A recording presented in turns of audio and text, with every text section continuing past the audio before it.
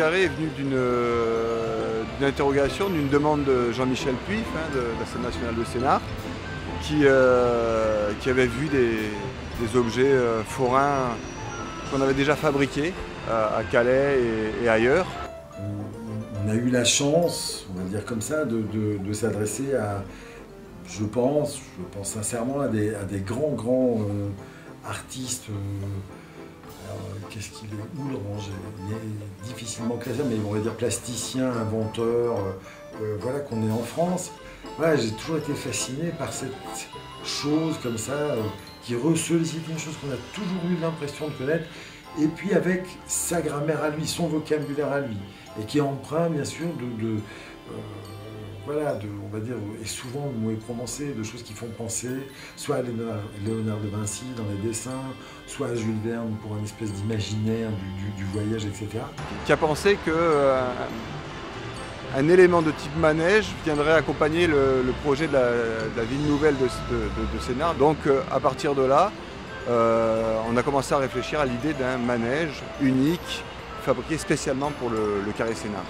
Et que je trouve rare, et c'est important de le souligner, que et un grand groupe financier Unibail, Rodemco, et puis les représentants institutionnels de cette ville nouvelle, le syndicat d'agglomération nouvelle d'un côté, et puis l'établissement public d'aménagement de l'autre, pour ce qui est de Sénart, et répondu comme ça à cette sollicitation en disant: et pourquoi pas cette façon de dire que cette ville, ce carré, ce futur centre-ville va exister, pour être non pas d'habitude des très jolies brochures extrêmement bien faites, mais un objet fédérateur, rassembleur, et qui fait attraction. C'est vrai que fabriquer un manège qui colle à l'identité du carré Sénart, c'était un petit peu un défi. Donc je suis allé voir sur place. Et en me promenant, j'ai regardé un peu quel type de nature, essayé de plonger dans l'histoire de ce territoire. Et il y a des images qui me sont venues, et à ce moment-là, j'imaginais ces plaines agricoles qui étaient cultivées. Donc je me suis dit que ce serait intéressant qu'il y ait des buffles ou des taureaux.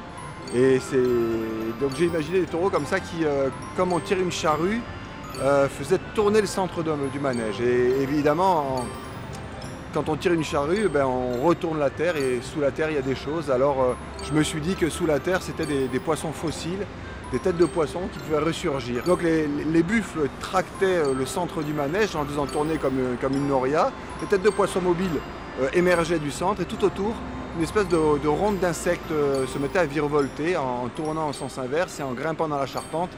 Et ça, c'est vraiment une image, quand on s'allonge dans ces grandes plaines agricoles, sur le sol, on a tous ces insectes qui tournent autour de nous dans les blés ou dans les maïs. Et c'est cette image qui m'a donné envie d'installer des insectes sur ce manège carré. Le premier travail, c'est un échange avec François autour de ses dessins, autour de ce qu'il a imaginé. Donc il nous décrit le manège, il nous décrit son fonctionnement. Il va très loin dans son dessin, c'est-à-dire que dès le départ, dans son dessin, il intègre des éléments de structure, des éléments de charpente, de la mécanique. On a la base d'un dessin, c'est ça. Ça, c'est un peu l'idée de François pour vraiment nous guider un petit peu, mais chacune des pièces qu'il mise, c'est vraiment un travail personnel où c'est de la création en fait. Le parti pris, c'était que je ne dessine pas tous les éléments, seulement certains, et d'autres constructeurs, à partir de photos, à partir de collages ou à partir même de dessins qu'ils faisaient eux-mêmes, dessinaient les autres insectes. Là, on travaille à partir d'un croquis de François de la Rosière qu'on a reproduit à l'échelle du manège, sur lequel on va venir prendre nos encombrements, un peu prendre au moins des codes de taille, etc. Ensuite, on peut procéder d'une autre façon, toujours à partir d'une impression à l'échelle, mais sans croquis, c'est-à-dire à partir par exemple d'une photo d'insecte qu'on met à l'échelle du manège, que l'on redessine sur ordinateur pour avoir les contours, et ensuite on sort une impression, ce qui nous permet de travailler dessus.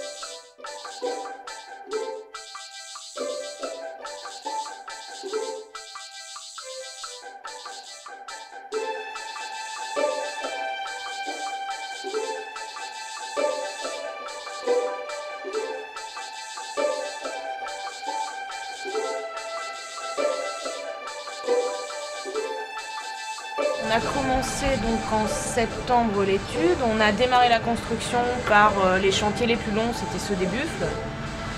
Globalement, je dirais en période de pointe, on va dire, on a été jusqu'à une quarantaine à bosser sur le manège Carré-Sénart. Il y a plusieurs aspects dans la construction. Il y a bien sûr tout ce qui est structurel, la structure même du manège, et ensuite les éléments sur lesquels vont accéder le public. Sur un même poste, il y a plusieurs techniques utilisées. Les matériaux principalement, c'est le bois et le métal. Donc en fait, il y a un peu de technique bois et la technique métal. Moi, je sais que j'aime bien parler avec les constructeurs, déjà eux, comment en fait le construire dans leur élément de manège, qu'est-ce qu'ils ont vu, comment ils se le sont imaginés. Après, forcément, c'est François que je vois, il essaye de me traduire ce qu'il a dans sa tête et du coup, moi, j'essaye d'interpréter aussi ce qu'il veut. Et puis après, j'ai mon émotion à moi que j'introduis et après, je combine les trois. Pour nos engins, on pense que chaque geste, chaque cordon de soudure, chaque rivet ou chaque boulon, chaque courbe, chaque renfort, chaque partie du châssis fait partie et participe à l'esthétique de l'objet et tout est visible. Alors si on recouvre de peinture par exemple complètement le bois et que le bois n'apparaît plus, on perd une des étapes de la construction.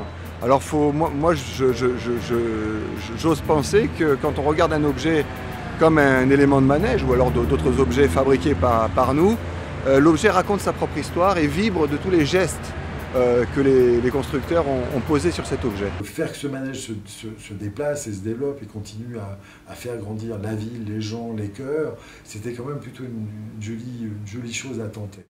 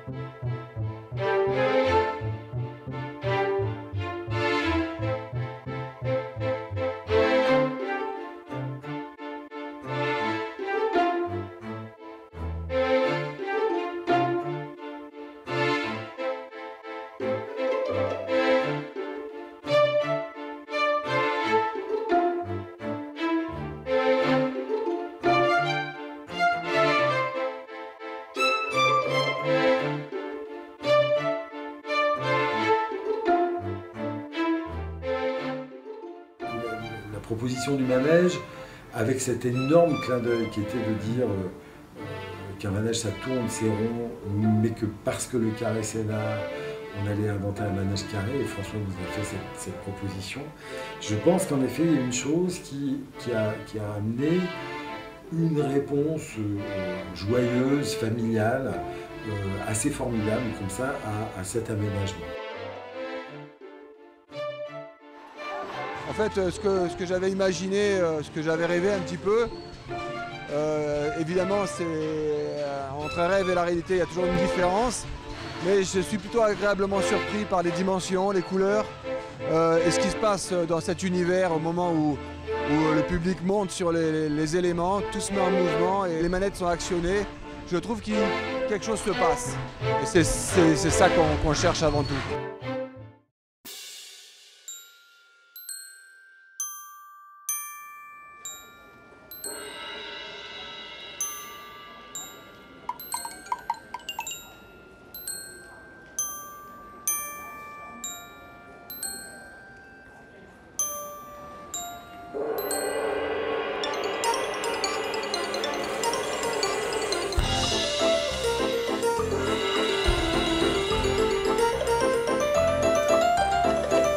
Ah, mais c'était encore beaucoup plus formidable qu'on a vu à la télé et dans les journaux.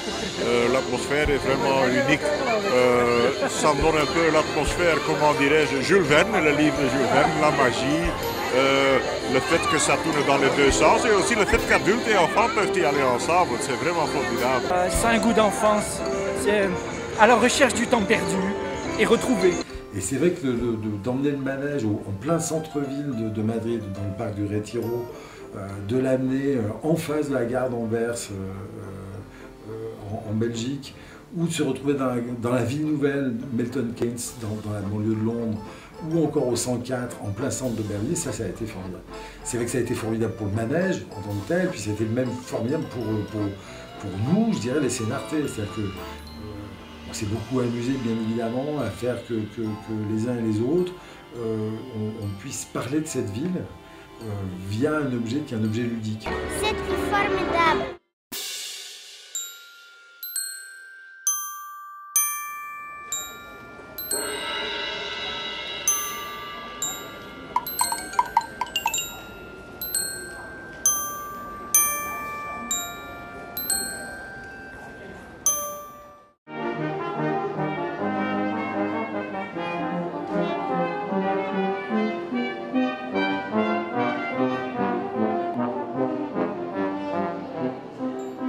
Et François dit cette chose très très jolie sur la problématique du manège, c'est que le manège c'est l'objet qui fait voyage.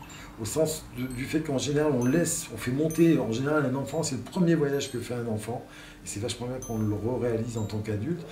Vous allez déposer votre enfant à un endroit, et tout d'un coup il va disparaître. Il va s'inquiéter, il va prendre quelques centièmes de secondes et hop, il va y avoir la réponse du voyage, il va retrouver voilà, ses parents ou l'être aimé.